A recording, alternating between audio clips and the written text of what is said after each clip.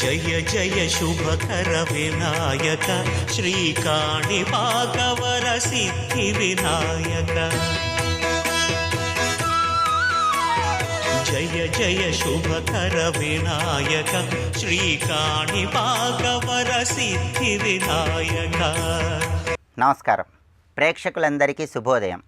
ఈనాటి శుభయోగం శీర్షికన సోమవారంతో కూడిన మాస శివరాత్రి సందర్భంగా ఎలాంటి విధి విధానాలు పాటించాలో, తద్వారా ఎలాంటి ప్రయోజనాలు సిద్ధింపజేసుకోవచ్చో పరిశీలిద్దాం. సోమవారం పరమేశ్వరుడికి ప్రీతిపాత్రమైన రోజు. మాస శివరాత్రి పరమేశ్వరుడికి ప్రియమైన తిథి.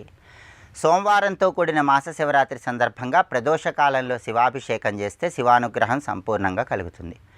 శివాభిషేకం చేసేటప్పుడు నమక చమకాలతో శివాభిషేకం చేయటం ద్వారా పరమేశ్వరుడి సంపూర్ణమైన అనుగ్రహానికి సులభంగా పాత్రులం కావచ్చు. అయితే నమక చమకాలతో అభిషేకం చేయలేని వాళ్ళు దానికి ప్రత్యామ్నాయంగా నమకంలో చెప్పబడిన ఒక ప్రత్యేకమైన మంత్రాన్ని పఠిస్తూ అభిషేకం చేసినట్లయితే పరమేశ్వరుడి సంపూర్ణమైన అనుగ్రహానికి సులభంగా పాత్రులు కావచ్చు. ఆ ప్రత్యేకమైన మంత్రం ఏంటంటే, నమస్తే అస్తు భగవన్ విశ్వేశ్వరాయ మహాదేవాయ త్రయంబకాయ త్రిపురాంతకాయ త్రికాగ్నికాలాయ కాలాగ్నిరుద్రాయ నీలకంఠాయ మృత్యుంజయాయ సర్వేశ్వరాయ సదాశివాయ శ్రీమన్మహాదేవాయ నమః. ఇది నమకంలో చెప్పబడిన మంత్రం. ఈ ఒక్క మంత్రం చదువుతూ శివాభిషేకం చేస్తే నమక చమకాలు మొత్తం చదువుతూ శివాభిషేకం చేసిన ఫలితం కలుగుతుంది. అదేవిధంగా ఆర్థిక ఇబ్బందులు ఉన్నవాళ్ళు ఆర్థిక ఇబ్బందుల నుంచి బయటపడటానికి, ఆదాయ మార్గాలు పెంపొందింపజేసుకోవటానికి, వృధా ఖర్చుల తీవ్రతను తగ్గింపజేసుకోవటానికి శ్రీ శివాయ మహాదేవాయ ఐశ్వర్యేశ్వరాయ నమః అనే మంత్రాన్ని పఠిస్తూ శివాభిషేకం చేయాలి. అలాగే అనారోగ్య సమస్యలు ఎక్కువగా ఉన్నవాళ్ళు అనారోగ్య సమస్యల తీవ్రతను తగ్గింపజేసుకోవటానికి, ఆరోగ్య ప్రాప్తిని అందిపుచ్చుకోవటానికి బాలాంబికేశ వైద్యేశ భవరోగ హరేతిచ అనే నామాలు చెప్పుకుంటూ ఆవు పెరుగుతో శివాభిషేకం చేయాలి. అదేవిధంగా పరమేశ్వరుడి సంపూర్ణమైన అనుగ్రహం కలగాలంటే సోమవారంతో కూడిన మాస శివరాత్రి సందర్భంగా పంచోపచార పూజ చేయాలి. గంధము, పుష్పము, ధూపము, దీపము, నైవేద్యము ఈ 5 పరమేశ్వరుడికి సమర్పించాలి. పరమేశ్వరుడికి గంధం సమర్పించేటప్పుడు బొటనవేలు, ఉంగరం వేలు ఈ 2 వేలతో గంధం సమర్పిస్తే ధనపరంగా మంచి ప్రయోజనాలు చేకూడతాయి. ఆ తర్వాత రెండవది పుష్పం. నాగశివలింగ పుష్పం అంటే సహస్రఫణి పూలతో శివుణ్ణి పూజిస్తే మంచిది. సహస్రఫణి పూలు అందుబాటులో లేకపోతే ఎర్రటి మందార పూలతో ఈశ్వరుణ్ణి పూజించిన శివానుగ్రహం కలుగుతుంది. మూడవది ధూపం. పరమేశ్వరుడి సంపూర్ణమైన అనుగ్రహం కలగాలంటే పరమేశ్వరుడికి ధూపాన్ని మాస శివరాత్రి రోజు పూజలో తప్పనిసరిగా సమర్పించాలి. నాలుగవది దీపం. పరమేశ్వరుడి దగ్గర ఆవు నెయ్యితో లేదా నువ్వుల నూనెతో దీపారాధన చేయటం ద్వారా శివానుగ్రహం సంపూర్ణంగా కలుగుతుంది. ఐదవది నైవేద్యం. శివానుగ్రహం కోసం ఎండు ద్రాక్ష, ఎండు ఖర్జూరం, అలాగే కొబ్బరికాయ ముక్కలు, అరటిపండు ముక్కలు, దద్యోజనము వీటిలో ఏది నైవేద్యంగా సమర్పించినా పరమేశ్వరుడు తొందరగా అనుగ్రహిస్తాడు. ఇలా పంచోపచార పూజ నిర్వహించండి, మంత్రాలు చదువుకోండి. సోమవారంతో కూడిన మాస శివరాత్రి సందర్భంగా పరమేశ్వరుడి సంపూర్ణమైన అనుగ్రహానికి పాత్రులు కండి. రేపటి శుభయోగం శీర్షికన కృష్ణ అంగారక చతుర్దశి సందర్భంగా ఎలాంటి విధి విధానాలు పాటించాలో, తద్వారా ఎలాంటి ప్రయోజనాలు సిద్ధింపజేసుకోవచ్చో పరిశీలిద్దాం. నమస్కారం.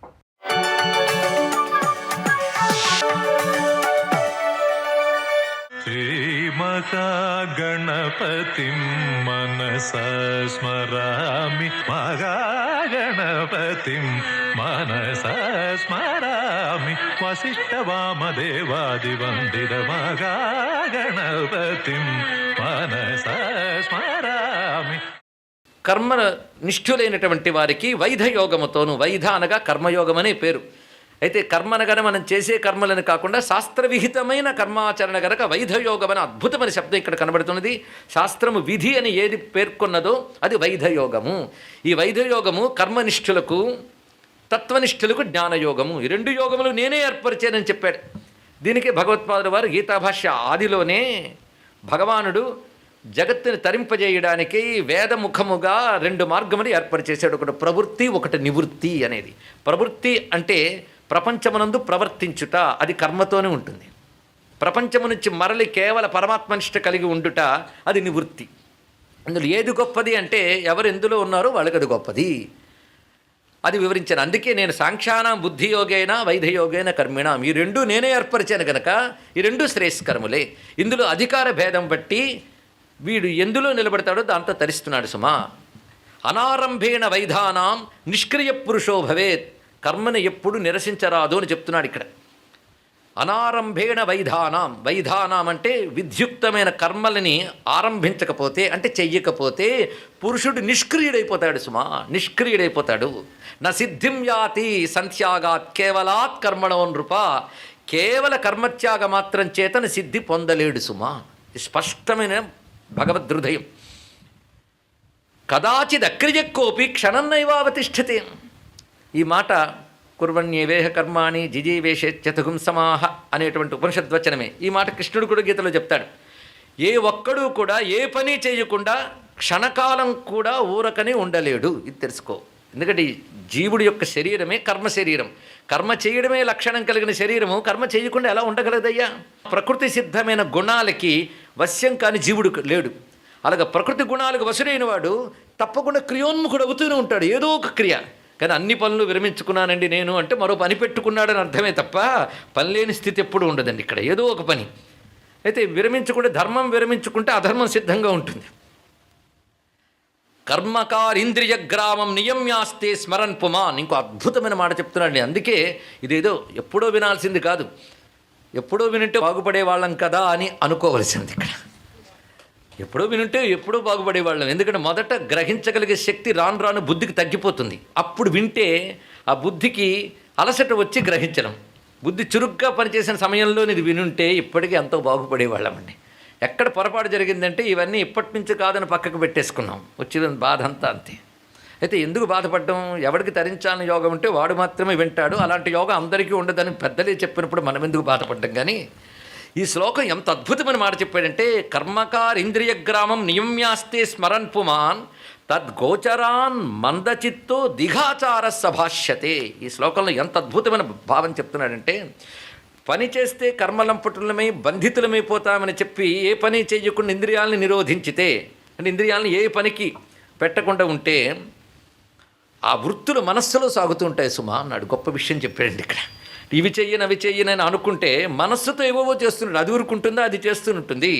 దానివల్ల ఏమవుతుందంటే ఇంద్రియములు పొందవలసిన విషయములను నువ్వు బలవంతంగా ఆపిపెట్టేసుకోవడం వల్ల మనస్సు వాటినే స్మరిస్తూ ఉంటుంది, విషయములను స్మరిస్తూ ఉంటుంది. స్మరన్ పుమాన్. అప్పుడు ఏమవుతుందంటే అటువంటి వాడిని మూఢచిత్తుడు ధిగాచార, ధిక్ ఆచార అంటే దురాచారుడు అని అంటారు సుమా అన్నాడు. అంటే వాడు ఏ పని చేయట్లేదండి అనుకుంటాం, కానీ వాడు మనస్సుతో చేస్తున్న భయంకరమైన పనులు చాలా ఉంటాయి.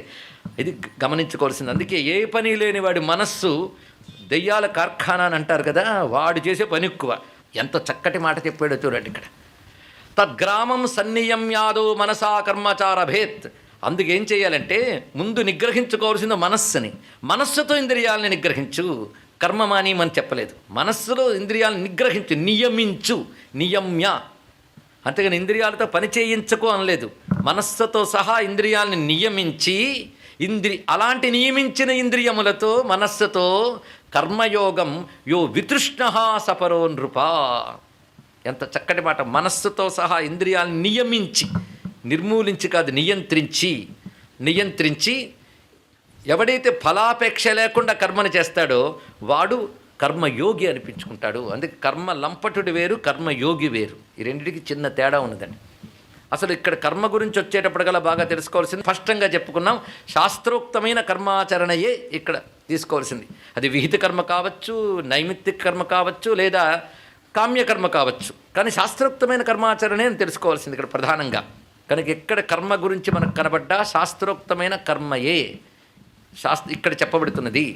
అందుకే శాస్త్రోక్తమైన కర్మలతో తరించిపోతాము అనే భావం ఉంటుంది కనుక ఇక్కడ చెప్పడం. కానీ లౌకిక కర్మలతో ముక్తి పొందుతాము అని ఎవరికి భ్రాంతి ఉండదు, చేస్తారంతే. కనుక చెప్పవలసి ఎందుకు వస్తుంది? శాస్త్రోక్తమైన కర్మలతో ముక్తి పొందుతామనే భావం ఉంటుంది కనుక దాని గురించి ప్రస్తావన చేస్తున్నాడు. ముక్తి లేదని చెప్పట్లేదు, కానీ దానితో ముక్తి వస్తుందని మాత్రం అనుకోకున్నాడు. న కర్మణ న ప్రజయా ధనేన.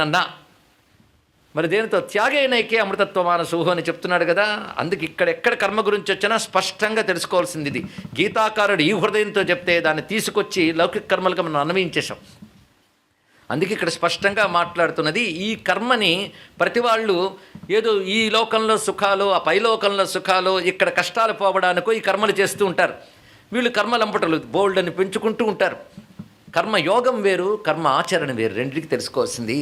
కర్మాచరణ మంచిది, ఎప్పుడైనా మంచిదే. ఎందుకంటే పాపాన్ని పోగొడుతుంది, పుణ్యాన్ని ఇస్తుంది. దానితో ఇహలోకంలోనో పరలోకంలో సుఖం అనుభవిస్తాం గనక కర్మాచరణ ఎప్పుడూ మంచిదే. కర్మ ఎప్పుడు యోగం అవుతుంది అంటే ఇక్కడ స్పష్టంగా చెప్తున్నాడు. ఇక్కడ వితృష్ణ, ఎవడు తృష్ణ లేనివాడై అంటే ఫలాపేక్ష లేకుండా ఫలాసక్తి లేకుండా ఈశ్వరార్పణ బుద్ధితో చెయ్యాలి గనక చేస్తున్నాను. విధ్యుక్తం అని అంటారు కదా, విధ్యుక్తం, విధి ఉక్తం విధ్యుక్తం. ఇది చెయ్యాలని శాస్త్రం నిర్దేశించింది కనుక అది నేను చెయ్యాలి. చేస్తే పుణ్యం, చెయ్యకపోతే ఏమిటో కాదు, చేయిస్తే తీరవలసిందే, అది చెయ్యాలి. కనుక నా ధర్మం ఏదని శాస్త్రం చెప్తుందో ఆ ధర్మాన్ని అనుసరించినటువంటి విహిత కర్మని నేను ఈశ్వరార్పణ బుద్ధితో చేస్తున్నాను అని చేస్తే అది కర్మయోగం అవుతుంది. లేకపోతే కర్మ ఆచరణ అవుతుంది. కర్మాచరణకి కర్మయోగానికి ఉన్నటువంటి భేదం ముందు తెలుసుకోవాలి. అందుకే ఇంద్రియై కర్మయోగం. ఏది ఇంద్రియై? సంనియమ్య ఆదౌ మనసా కర్మచారభేత్ ఇంద్రియై కర్మయోగం యో వితృష్ణ సపరో నృపా. పై ఇంకొకటి తెలుసుకో, అసలు ఏ కర్మ చెయ్యకుండా ఉండే కంటే కోరికతోనైనా కర్మ చేయడం మంచి సుమా అన్నాడు. ఇది చాలా విశేషమైన అంశం అండి ఇక్కడ. ఎందుకంటే నిష్కామస్థితి అంత తేలిక కాదండి. చెప్పినప్పుడు వినడానికి బాగుంటుంది కానీ అంతా అయిన తర్వాత నిష్కామ కర్మయోగం చెప్పిన వాడు తృప్తిగా దిగిన తర్వాత, ఏమండి ఈ మధ్య ఎంత ప్రయత్నించిన వ్యాపారంలో కలిసి రావట్లేదండి, ఏమంత్రం చెప్తారంటాడు. అంతవరకు ప్రవచనం విన్నవాడే. అంటే మళ్ళీ మంత్రము ఇవి చెప్పాడంటే శాస్త్రోక్తమైన కర్మేగా, కానీ దేనికది? వ్యాపారంలో కలిసి రావడానికి. అప్పుడు ఏ కర్మ అంటారు? దాన్ని సకామ కర్మ అంటారు ఇక్కడ. అప్పుడు ఇది కర్మ. అసలు వాడికి చెప్పాలి ఏదో మంత్రం, అంతేగాని వేదినాయన నిష్కామంగా చెయ్యు అంటే ఈ గురువు బదులు మరువు గురు దగ్గరికి వెళ్దాం అనుకుంటాడే తప్ప వాడు నిష్కామంలోకి రాడు, తెలుసుకోవాల్సింది. అందుకే అసలు కర్మ మానేసి కూర్చోనే కంటే సకామంగానైనా కర్మ చేయన్నాడు ఇక్కడ. లేకపోతే భ్రష్టుడు అయిపోతావు, పతనం అయిపోతావు. అందుకే సకామంగానైనా కర్మ చేస్తే ఇది ఇప్పుడు కోరిక తెచ్చడమే కాకుండా క్రమంగా ఎప్పటికైనా సరే నీకు చిత్తశుద్ధినిస్తుంది. అందుకే సకామ కర్మాచరణను కూడా నిరసించడానికి లేదు. నిరసిస్తే వేదమాతం ఎందుకు చెప్తుంది? దీనివల్ల ఈ ఫలం లభిస్తుంది, ఈ ఫలం లభిస్తుంది. శాస్త్రం ఎందుకు చెప్తుంది? ఋషి అబద్ధం చెప్తాడా? లేదా ఋషి నిన్ను ఆశపడుతున్నాడా? కాదు. నీ జీవలక్షణంలో వాసనల ప్రకారం కొన్ని కోరికలు ఉంటాయి. అయితే ఒక్కటి పెట్టుకో, ఆ కోరిక ధర్మబద్ధమైనది ఒక్కటి పెట్టుకో, అదొక్కటి కండిషన్ అంతే. సర్వం శ్రీ సిద్ధలక్ష్మీ వల్లభా సమేత మహాగణపతి చరణారవిందార్పణమస్తు.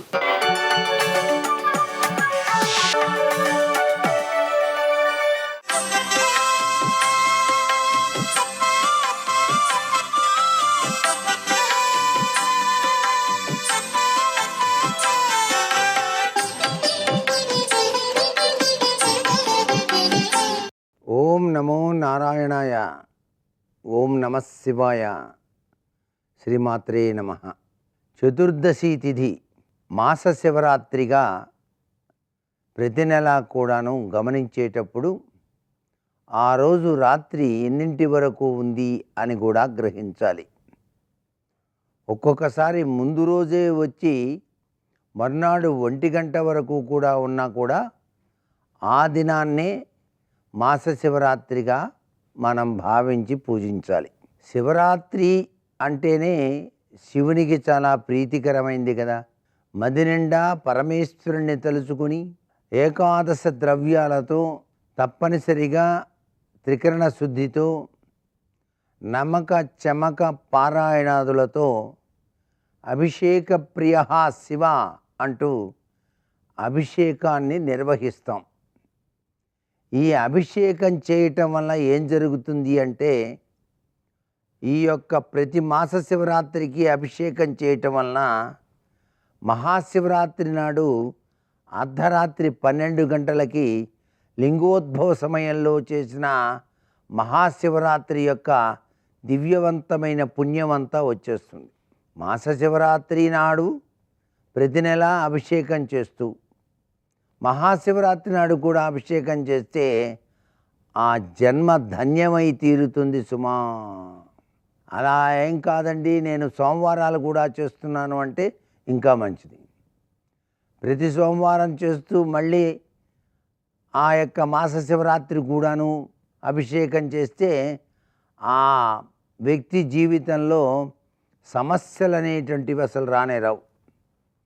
వాళ్ళ యొక్క పిల్లలు చాలా అభివృద్ధికరమైన ప్రభావంతో జీవితం గడుపుతారు. ఏ ఇంట నిత్యము కూడాను శివార్చన జరుగుతుందో ఆ ఇల్లు ఐశ్వర్య నిలయంగా మారుతుంది అంటోంది శాస్త్రం. ఎందుచేతనంటే శివుడు అభిషేక ప్రియుడు. శివ అనే 2 అక్షరాలు చాలా విశేషవంతమైన ప్రభావాన్ని ఇస్తాయి. అందుకే శివ శివ అంటేనే చాలు. శివ అంటే శివుడు, శివ అంటే పార్వతి అని కదా. ఇక్కడ ఇరువురిని కూడాను మనం తలుచుకుంటూ శివ శివ అంటూ ఆ శబ్దాన్ని హృదయం నిండా తలుచుకుంటూ ఆ నమక చమక పారాయణాదులతో స్వామివారికి అభిషేకార్చన పూర్తి చేస్తాం. సర్వే జనా సుఖినో భవంతు.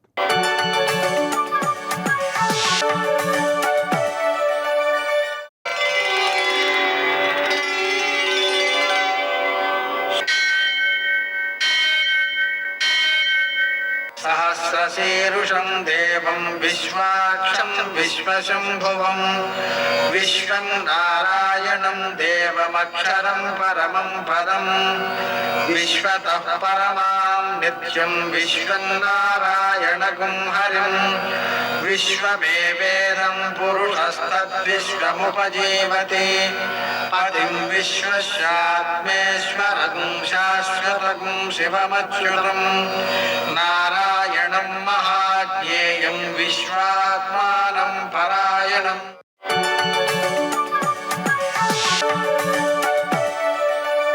सूर्यशौर्यमथेन्दुरिन्द्रपदवी सन्मङ्गलं मङ्गलम्. మృత్యుంజయాయ రుద్రాయ నీలకంఠాయ సంభవే అమృతేశాయ శర్వాయ మహాదేవాయ తే నమః. నేటి కాలమాన విశేషాలను గమనిద్దాం. స్వస్తి శ్రీ చాంద్రమాన క్రోధినామ సంవత్సరం దక్షిణాయనం వర్ష ఋతువు భాద్రపద మాసం కృష్ణపక్షం సోమవారం. సూర్యోదయం 6 గంటల 10 నిమిషాలకు, సూర్యాస్తమయం 6 గంటల 2 నిమిషాలకు. తిథి త్రయోదశి రాత్రి 7 గంటల 7 నిమిషాల వరకు. నక్షత్రం మఘ ఉదయం 6 గంటల 18 నిమిషాల వరకు. వర్జం మధ్యాహ్నం 3 గంటల 17 నిమిషాల నుంచి 5 గంటల 5 నిమిషాల వరకు. దుర్ముహూర్తం మధ్యాహ్నం 12 గంటల 30 నిమిషాల నుంచి 1 గంట 15 నిమిషాల వరకు. మరల మధ్యాహ్నం 2 గంటల 52 నిమిషాల నుంచి 3 గంటల 40 నిమిషాల వరకు. అమృతకాలం రాత్రి 2 గంటల 4 నిమిషాల నుంచి 3 గంటల 52 నిమిషాల వరకు. రాహుకాలం సోమవారం కాబట్టి ఉదయం 7:30 నుంచి 9 గంటల వరకు. అష్టకవర్గ రీత్యా శుభప్రదమైన సమయం మధ్యాహ్నం 11 గంటల 10 నిమిషాలకి. నేటి విశేషం సోమవారం గజఛాయ అంటే ఈరోజు మహాలయ పక్షంలో పితృదేవతారాధన చేయడం ద్వారా విశేషమైన సత్ఫలితం కలుగుతుంది. కలియుగాది కూడా ఉంది. కలియుగాదికి సంబంధించినటువంటి శ్రాద్ధాన్ని కూడా ఈరోజు చేయవచ్చు. అలాగనే స్నానము, దానము, శ్రాద్ధము కూడా విశేషమైన సత్ఫలితాలను అందజేస్తాయి. ఈరోజు మాస శివరాత్రి ప్రదోషం కలిసి వచ్చాయి కాబట్టి శివారాధన అనేటువంటిది అత్యంత సత్ఫలితాన్ని ఇస్తుంది. ప్రదోష సమయంలోనూ తప్పనిసరిగా చేయాలి, అర్ధరాత్రి కూడా తప్పనిసరిగా చేయాలి. వీలుంటే ఉపవాసం కూడా ఉండాలి ఈరోజు. అయితే ఎందుకు వీలుంటే అనే మాట ఎందుకన్నాను అంటే, ఎవరైతే ఈ గజఛాయ అలాగే కలియుగాది శ్రార్థాలు మహాలయపక్షం పెడుతున్నారో వాళ్ళు పితృదేవతలకు పెట్టిన తర్వాత వాళ్ళు కూడా ఆ ప్రసాదం తీసుకోవాలి. అందుకని ఉపవాసం ఉండే అవకాశం ఉండదు. అందువలన అది మానేయకూడదు, పితృదేవతారాధన మానేయకూడదు. అందువలన ఎవరైతే పితృదేవతారాధనకి అవకాశం లేదో అంటే తల్లిదండ్రులు ఉన్నవాళ్ళు అనమాట, వాళ్ళు తప్పనిసరిగా ఈ మాస శివరాత్రిని ఆరాధించుకోవడం మంచిది. నేటి ఆణిముత్యాలు.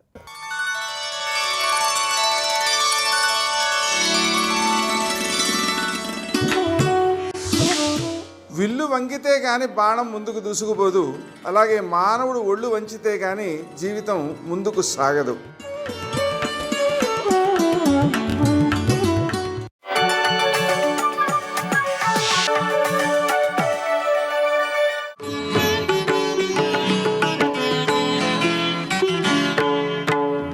ఆది పూజకు స్వామివి నీవే, ఆదరించు మా దైవము నీవే.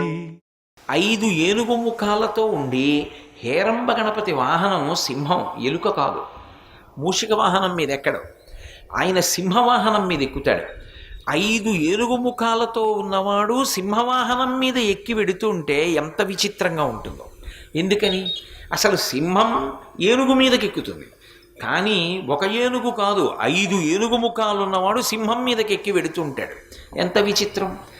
ఆ సింహం పెద్ద జూలుతోటి పైన కూర్చున్నటువంటి 5 ముఖాలున్న హేరంబ గణపతి ఎలా చెప్తాడో అలా వెడుతూ ఉంటుంది. అంటే హింసని అదుపు చెయ్యగలిగినటువంటి శక్తితో ఉంటాడు. అందుకే ఆయన మహాదంతి వక్త్రాపి పంచాస్యమాన్య, ఏనుగు ముఖంతో ఉన్నప్పటికీ కూడా సింహము చేత పూజింపబడినవాడు, సింహము వాహనముగా కలిగినటువంటి వాడు. తల్లి పార్వతీదేవికి సింహము ఎలా వాహనంగా ఉంటుందో కొడుకైనటువంటి విఘ్నేశ్వరుడు కూడా హేరంబ గణపతిగా ఉంటే సింహాన్ని వాహనంగా చేసుకుని ఉంటాడు. ఇంకా విశేషం ఏమిటి అంటే శంకరాచార్యుల వారు మహాదంతి అని పిలిచారు.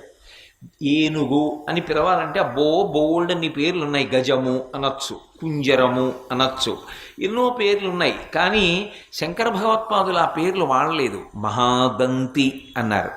దంతము అంటే పన్ను, దంతి అంటే దంతములు కలిగినది. ఏనుగుల్లో ఒక లక్షణం ఉంటుంది, దంతములు ఉన్నాయనుకోండి అది పురుష ఏనుగు, అది మగ ఏనుగు. దంతాలు లేవనుకోండి అది ఆడ ఏనుగు. విఘ్నేశ్వరుడు దంతాలతో ఉంటాడా, దంతాలు లేకుండా ఉంటాడా? ఏకదంతంతో ఉంటాడు, ఒక దంతంతో ఉంటాడు. మరి 2 దంతాలేవి? ఇంకొక దంతం ఏమైంది అంటే ఏనుగుకి చాలా చాలా సౌందర్యవంతమైనది ఏది అంటే దాని దంతమే. మరి ఒక దంతం ఏమైంది? ఎవరైనా విరగ్గొట్టారా? అంతటి మహాబలవంతుడు పరబ్రహ్మస్వరూపము, ఆయన దంతాన్ని విరగ్గొట్టగలిగిన వాడెవరు? ఎవరూ విరగ్గొట్టలేదు. వ్యాసుల వారు మహాభారత రచన చేస్తానన్నాడు. అది పంచమ వేదం. 4 వేదములు ఎలాంటివో అలా 4 వేదముల సారాన్ని పిండి 5వ వేదమైనటువంటి మహాభారతాన్ని తయారు చేస్తాను. ఇది ధర్మార్థ కామమోక్షములనేటటువంటి చతుర్విధ పురుషార్థముల యొక్క సమన్వయంగా రచన చేస్తున్నాను. ఇది చదివితే ఇక చదవవలసినది ఉండదు. ఇందులో చెప్పనిది చెప్పినది ఉండదు, ఇందులో చెప్పనిది చెప్తానన్నవాడు ఉండడు. అలా రాస్తున్నానన్నాడు. మహాభారత ప్రారంభంలో వ్యాసుడు చెప్పుకున్నాడు ఈ మాట. ఇందులో చెప్పనిది ఇంకొక చోట చెప్పినది లోకమునందు ఉండదు, ఇంకొక చోట చెప్పినది ఇందులో చెప్పినదే ఉంటుంది. అంత గొప్పగా పంచమవేద రూపంగా నేను మహాభారతాన్ని లోకానికి అందిస్తున్నానన్నాడు. ఎందుకని? వ్యాసుడు సాక్షాత్తు నారాయణ స్వరూపుడు, వ్యాసో నారాయణ స్వయం. కాబట్టి అంత పెద్ద మహాభారత రచనకి పూనుకున్నాడు. మా భారతము అంటేనే పెద్దది అని గుర్తు. భారతము అంటే చాలా పెద్దది అని ఒక అర్థం. అటువంటి భారతాన్ని వ్రాయాలి. ఎలా వ్రాయాలి అంటే వ్యాసుల వారు ఆపే వరకు చేయి పెడుతోందండి అనకూడదు, లేకపోతే సిరా అయిపోయిందండి అనకూడదు, ఘంటానికి ముళ్ళు విరిగిపోయిందండి అనకూడదు. ఆయన చెప్తున్నంతసేపు వ్రాస్తూనే ఉండాలి. ఎవరు అలా వ్రాయగలిగిన వాడని అడిగారు. ఎవరూ ముందుకు రాలేదు. అమ్మ బాబోయ్ మేమెక్కడ రాయగలం, మా వల్ల కాదన్నారు. వ్యాసుల వారు ఒకసారి కూర్చుంటే కొన్ని నెలలు చెప్తాడు. కొన్ని నెలలు అన్నపానాదులు లేకుండా ఎవరు రాస్తారు? ఒక్క తప్పు రాకూడదు. ఎవరు వ్రాయగలరు? ఏ వ్రాయసగాడు ముందుకు రాలేదు. అప్పుడు విఘ్నేశ్వరుడు ముందుకు వచ్చాడు, నేను వ్రాస్తానన్నాడు. సాక్షాత్తు మరి మేనమామ నారాయణమూర్తే కదా వ్యాసుడిగా వచ్చాడు. మేనల్లుడిగా లోకానికి ఉపకారం చేస్తానన్నాడు. నువ్వింత ఉపకారం చేస్తున్నావు, నేను ఆ ఉపకారంలో పాత్ర తీసుకుంటాను, నేను వ్రాస్తా మహాభారతాన్ని. చెప్పు, ఎంత చెప్తావు? సర్వం శ్రీ ఉమామహేశ్వర పరబ్రహ్మార్పణమస్తు. స్వస్తి.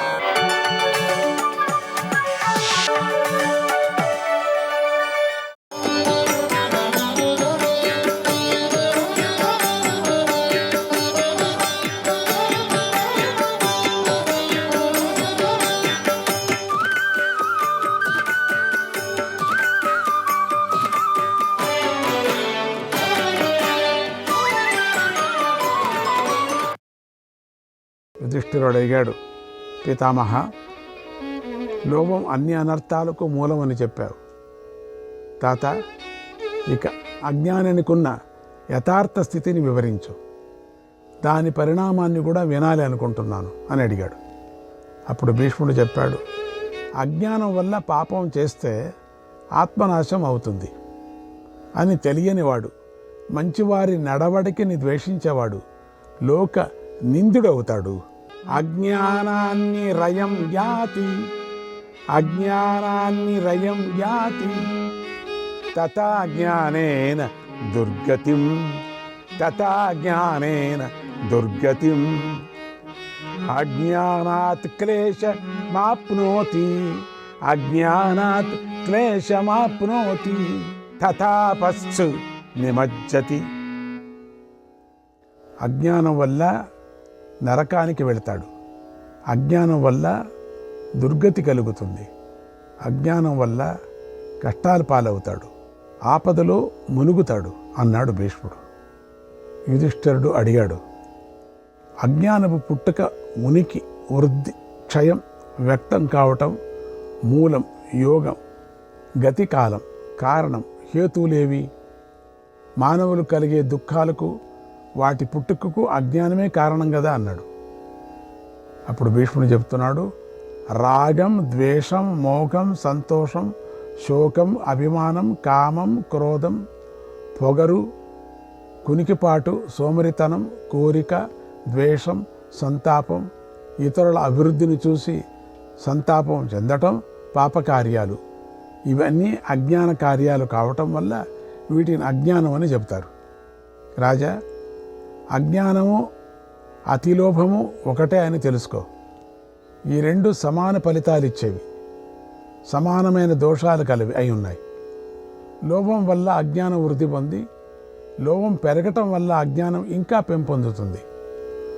లోభం ఉన్నంత వరకు అజ్ఞానం ఉంటుంది, లోభం క్షీణిస్తే అజ్ఞానం క్షీణిస్తుంది. అజ్ఞాన లోభాల వల్ల జీవుడు నానావిధ జన్మలు ఎత్తుతాడు. మోహమే లోభానికి మూల కారణం.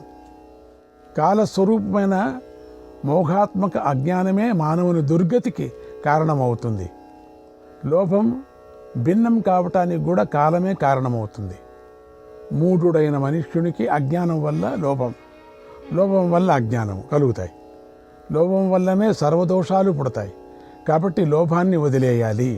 జనకో యువనాశ్వశ్చ, జనకో యువనాశ్వశ్చ వృషాదర్భిః ప్రసేనజిత్, వృషాదర్భిః ప్రసేనజిత్.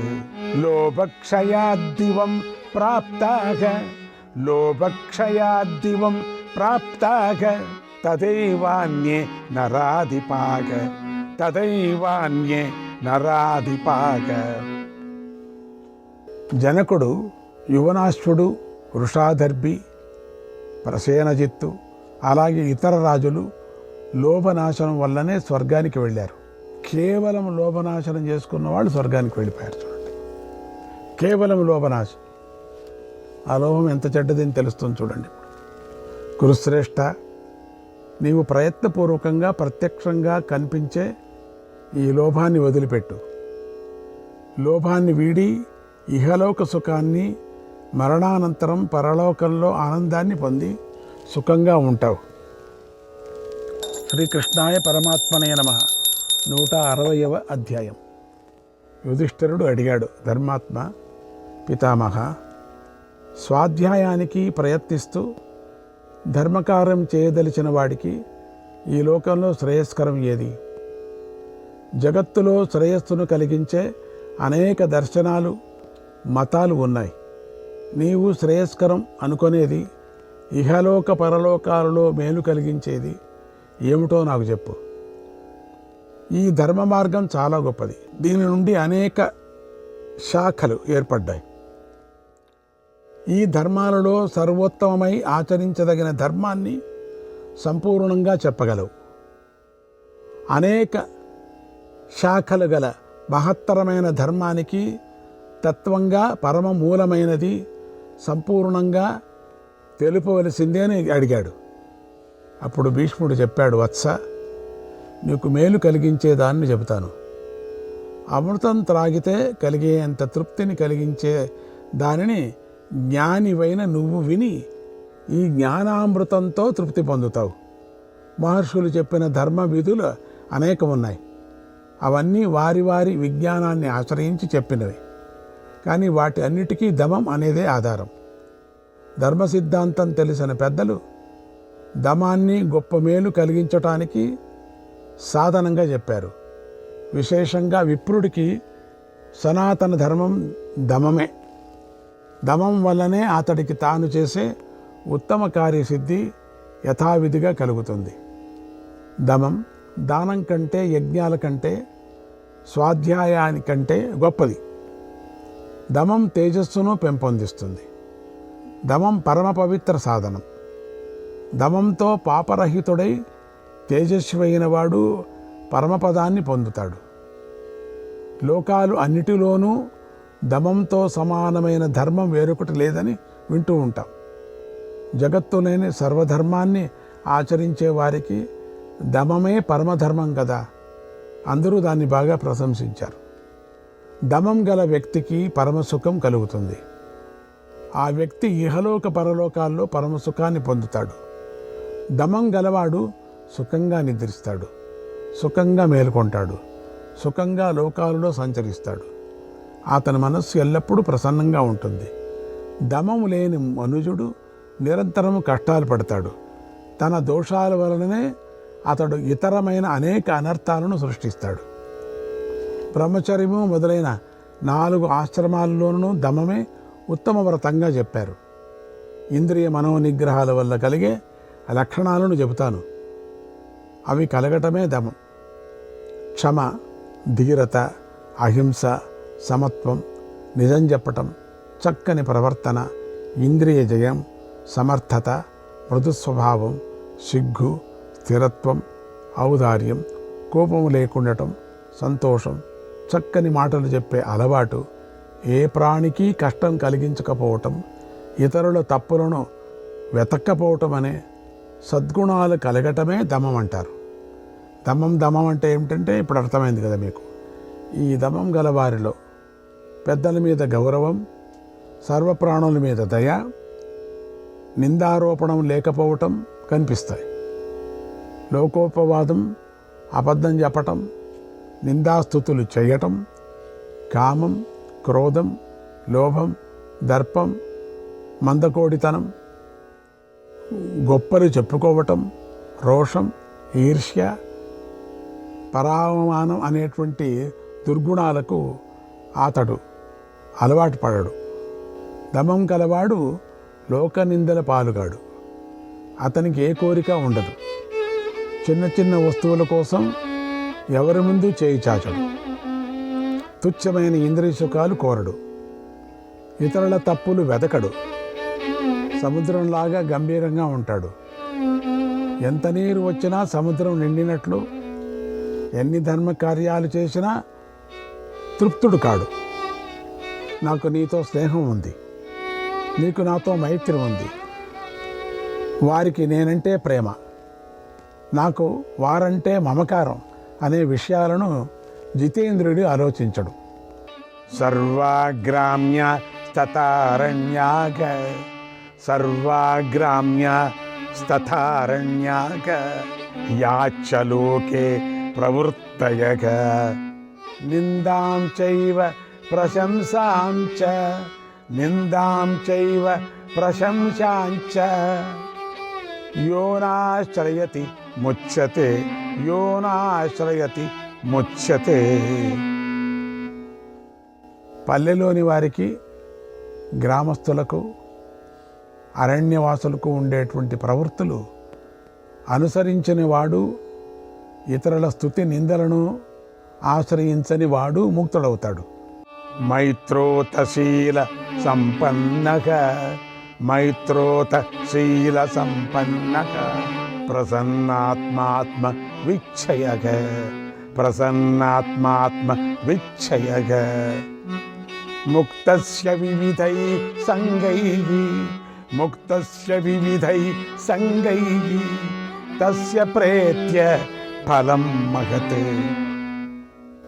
అందరి యందు స్నేహం కలవాడు, శీల సంపన్నుడు, ప్రసన్నమైన మనస్సు కలవాడు, ఎలాంటి ఆసక్తులు లేనివాడు, జ్ఞాని అయిన వాడికి మరణానంతరం మోక్షం అనే మహాఫలం కలుగుతుంది.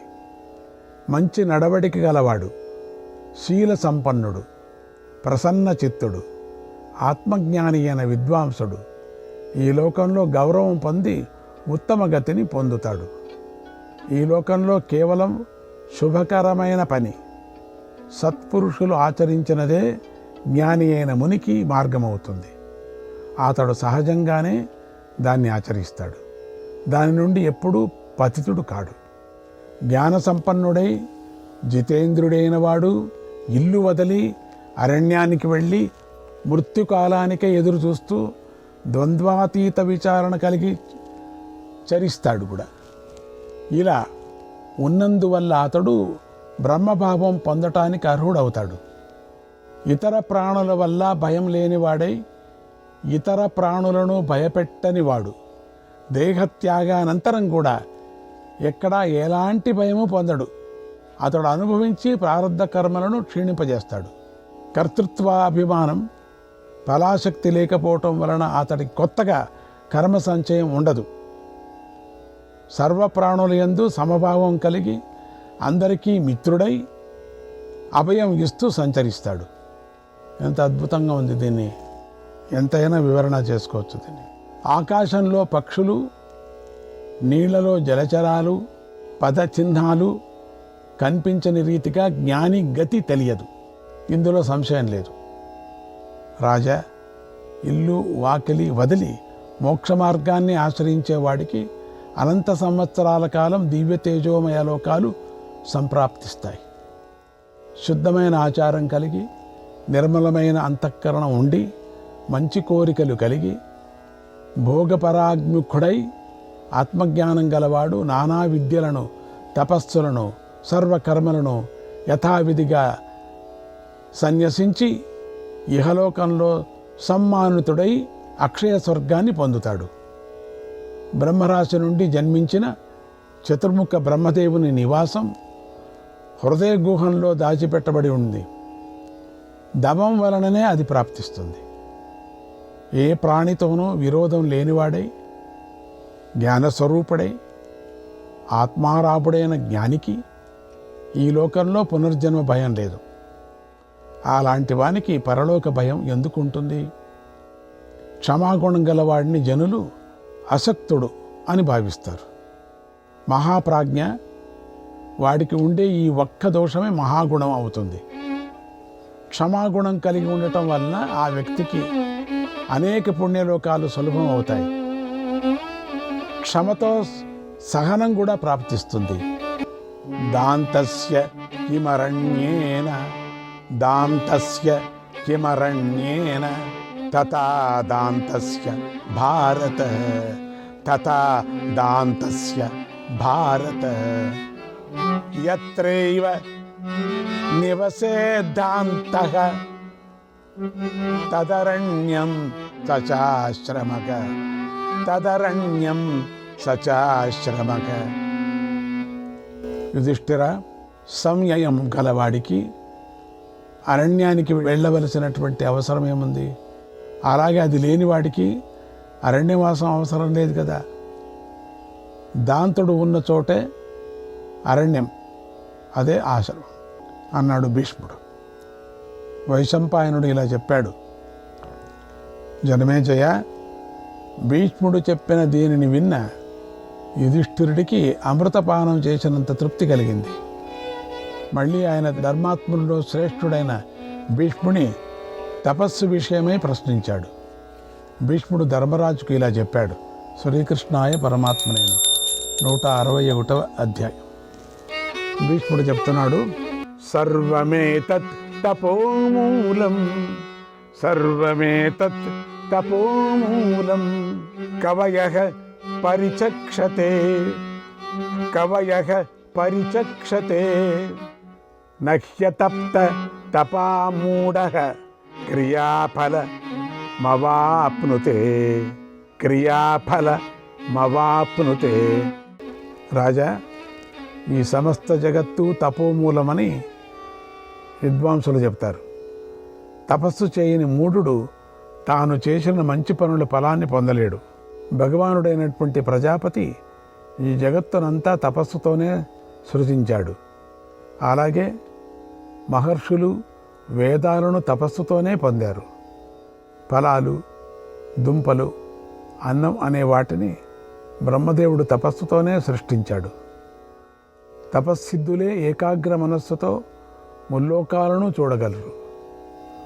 ఔషధాలు, ఆరోగ్యాదుల ప్రాప్తి, నానావిధ కార్యాలు తపస్సు వలననే సిద్ధిస్తాయి. సర్వసాధనలకు తపస్సే మూలం. ప్రపంచంలో దుర్లభమైన వస్తువు ఏదైనా తపస్సు వలనే సులభం అవుతుంది. మహర్షులు తపస్సుతోనే అణిమాదులైన అష్టవిధాలైన ఐశ్వర్యాలను పొందారు కూడా, ఇందులో సందేహం లేదు. ఇతరుల అంగీకారం లేకుండానే వారి వస్తువులను తీసుకునేవాడు దొంగ తపస్సు వలననే పాప విముక్తుడవుతాడు. అనేక విధాలుగా తపస్సు ఉంటుంది. నానా విధాలైన సాధనలలో మానవుడు తపస్సులో ఆసక్తుడవుతాడు. కానీ నివృత్తి మార్గంలో పయనించేవాడికి ఉపవాసాన్ని మించిన తపస్సాధనం లేదు. మహారాజా, అహింస, నిజం చెప్పటం, దానం, ఇంద్రియ నిగ్రహం కలిగి ఉండటం అనే వాటికంటే మించిన తపస్సు, ఉపవాసం లేవు. నా దుష్కరతరం దానాత్ నాతి మాతర మాశ్రయక త్రైవిద్యేభ్యః పరం నాస్తి త్రైవిద్యేభ్యః పరం నాస్తి సన్యాసః పరమం తపః పరమం తపః. దానానికంటే మించిన దుష్కరమైన ధర్మం లేదు. మాతృసేవనను మించిన ఆశ్రయం వేరే లేదు. వేదత్రయం అధ్యయనం చేసిన విద్వాంసులను మించిన విద్వాంసుడు లేడు. సన్యాసమే సర్వోత్తమ తపస్సు. ఈ లోకంలో ధార్మికులు స్వర్గానికి సాధనమైన ధర్మాన్ని రక్షించటానికి ఇంద్రియాలను నిగ్రహం చేస్తారు. కానీ అర్థ ధర్మాలు సిద్ధించటానికి తపస్సే ఉపవాసాన్ని మించిన సాధనం. ఋషులు, పితరులు, దేవతలు, మానవులు, పశుపక్షులు, ఇంకా ఇతర ప్రాణులు సమస్తము తపస్సు యొక్క తత్పరతతో ఉంటాయి. ఇలాగే దేవతలు కూడా తపస్సు వలనే మహత్తత్వాన్ని పొందారు. అనేక విధాల కోరుకునే ఫలాలు కూడా తపస్సుతోనే ఎప్పుడైనా సిద్ధిస్తాయి. తపసా శక్యతే ప్రాప్తుం దేవత్వమపి నిశ్చయాత్ దేవత్వమపి నిశ్చయాత్. తపస్సుతో దేవత్వం కూడా ప్రాప్తిస్తుంది. ఇది నిశ్చయం. శ్రీకృష్ణాయ పరమాత్మనే నమః. 162వ అధ్యాయం. యుధిష్ఠిరుడు అడిగాడు, పితామహ, విప్రులు, ఋషులు, పితరులు, దేవతలు అందరూ కూడా సత్యం చెప్పటం అనే ధర్మాన్ని ప్రశంసిస్తారు. కాబట్టి నేను సత్యలక్షణం వినాలని అనుకుంటున్నాను. సత్యలక్షణం ఏమిటి? దాన్ని పొందటం ఎలా? సత్యాన్ని చెప్పటం వల్ల లాభం ఏమిటి అని అడిగాడు. భీష్ముడు అప్పుడు చెప్తున్నాడు, భరతనందన, నిర్వికారమైన సత్యం అన్ని వర్ణాల్లోనూ ప్రతిష్ఠితమై ఉన్నది. సత్యం సత్సు సదా ధర్మక సత్యం సత్సు సదా ధర్మక సత్యం ధర్మ సనాతనక సత్యం ధర్మ సనాతనక సత్యమేవ నమస్యేత సత్యమేవ నమస్యేత సత్యం హి పరమాగతి సత్యం హి పరమాగతి. సత్పురుషులు ఎల్లప్పుడూ సత్యమనే ధర్మాన్ని అనుష్ఠించారు. సత్యమే సనాతనమైన ధర్మం. సత్యానికి ఎప్పుడూ నమస్కరించాలి. సత్యమే ఉత్తమమైనటువంటి గతి. శ్రీకృష్ణాయ పరమాత్మనే నమః.